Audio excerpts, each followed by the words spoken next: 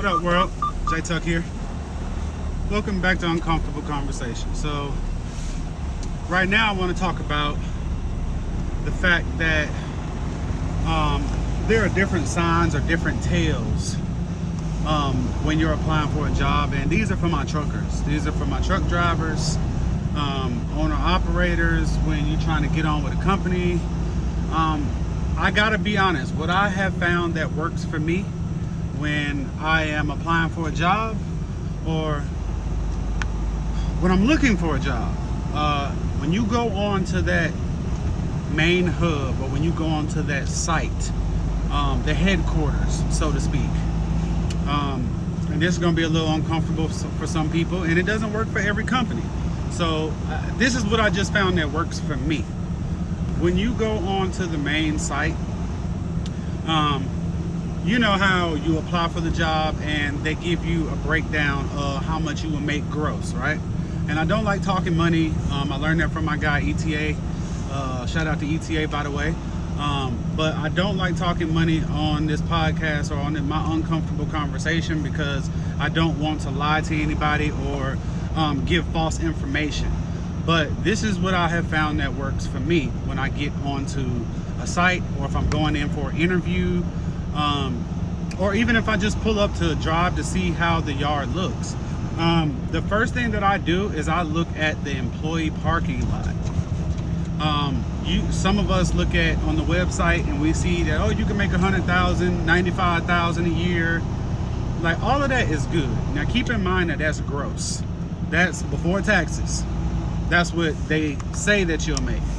But what I found that works for me is that I look at the parking lot. I look at the employee parking lot and I'm nosy as hell.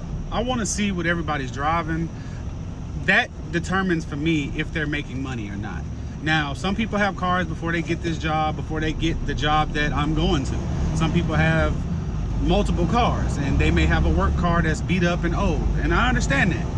But as a trucker, and you need reliable transportation, whether it be just to get to your truck, whether you're using your truck to maneuver or, do whatever, because you never know when you have to get up at certain times of day and night in dispatch, especially if you work for a company like local drivers.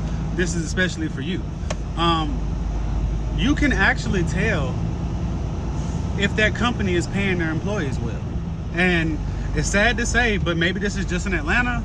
You know what I mean? Like I said, this isn't a fact, but I've known it to be factual for me and the companies that I have applied for. There are some companies that I've driven up to, made deliveries, or dropped off a 53-foot trailer, and I see everybody got hoopties. Everybody got beat up little scrapers, is what we call them in Cali.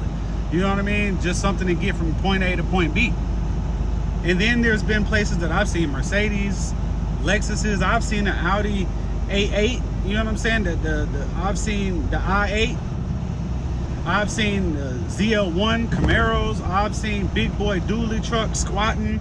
You know what I mean? Sixes on the truck. Those are typically the companies that I'm like, oh yeah, these drivers are eating. You know what I mean? And a lot of people won't tell you that, but that's just a little food for thought, just a little tale that I've noticed over my 19, 20 years of being in the transportation business. I've noticed that when you look at that employee parking lot, man, if you see some nice whips that you would drive yourself, 9 times out of 10, them people is making some money. And like I said, this doesn't work for everybody. This doesn't work for every company. But I have not missed. I used to work at a place called Royal Foods, and honestly, I noticed that all the people that worked in the office had nice whips, but everybody else, like the drivers and stuff, unless they had already came from money, unless they already had their cars and their whips and stuff, they weren't really making no money, man. It's just something to think about when you guys apply for jobs and when you're pulling up to that interview. Before you even walk in that door, just like they judge you when you walk in the door and so on. Like, you can judge a company based off of how they're paying their employees. And again, I can't say enough, this is not for every company.